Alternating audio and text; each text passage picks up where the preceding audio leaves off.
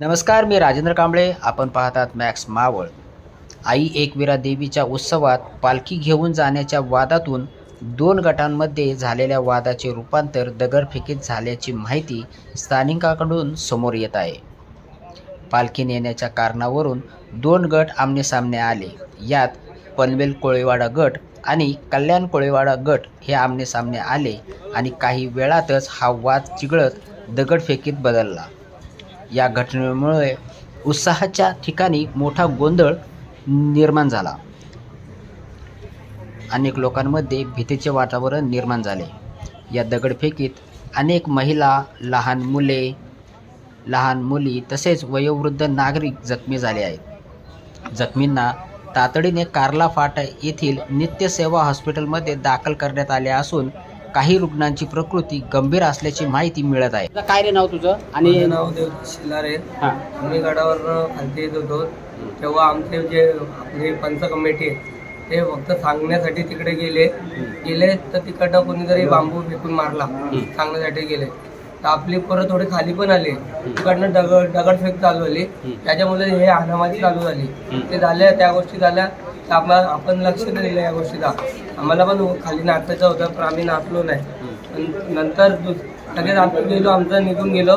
दुसऱ्या दिवशी आम्ही दुपारी आम्हाला रात्री वाटलं, आम्हाला खबर आली.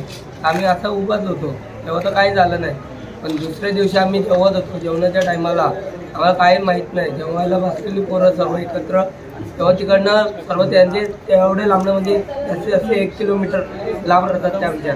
तिकडनं धावत आले तर त्यांनी वाटतं दगड काही जमा केले. त्यांनी अचानक दगडफेक चालू केली. तर एक मुलाचा एवढा लागलाय तो ICU मध्ये. अशा गोष्टी झाल्या. जो ICU मध्ये त्याचं नाव काय? भूषण भोईर. आणि आपल्या तुमच्या किती लोकांना लागले?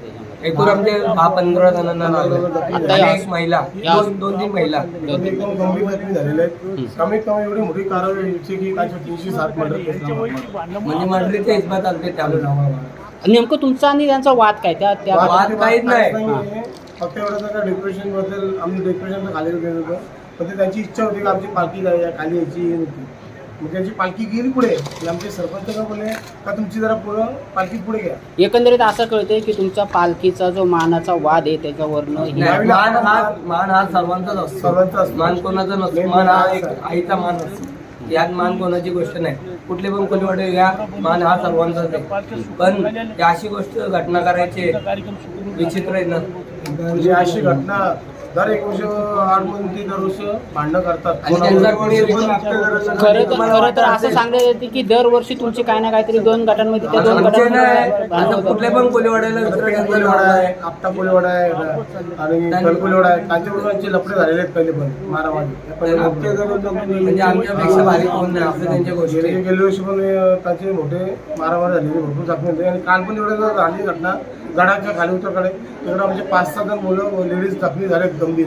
आम्ही काय केलं, आमची पालखी येते आता पालखी पण दगडफेक केली, चपल्या फेकल्या आईच्या डोक्या पालखीवरती. तेवढं आलो परत नारळ वगैरे फेकले तिकडं दुकानात घेऊन.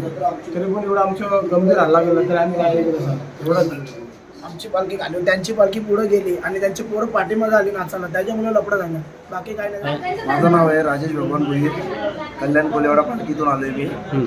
आम्ही एकविरा गडावर पालखीच्यासाठी आलेलो. आम्हाला पालखीचा मान होता. या एक दृष्टीने आम्ही पालखीचा मानासाठी 2 वर्षातून एकदा येतो.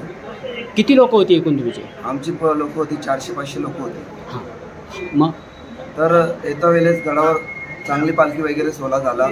येत्या वेळेस गडाच्या पायथ्याशी मंदिराजवळ आमच्यावरती अचानक हमला झाला. हमला झाला म्हणजे नेमकं काय झालं? हमला व्हायच्या अगोदर नेमकं काय झालं होतं? त्या